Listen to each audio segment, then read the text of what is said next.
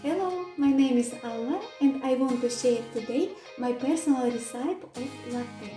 I created by myself and I always do it for my lunch and every day I enjoy the special taste. I want to try it together. For this we need a coffee, glass. In the glass we put just a spoon. I take a little bit, not so much, a little bit, not full spoon of coffee.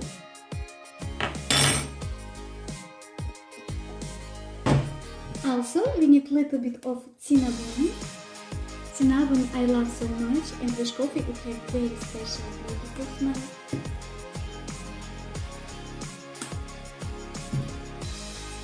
Now we're waiting on cooking our water.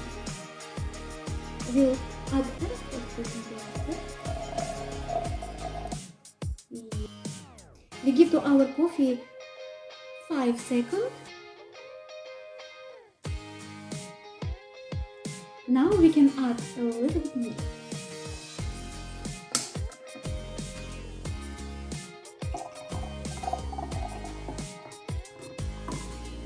I love it.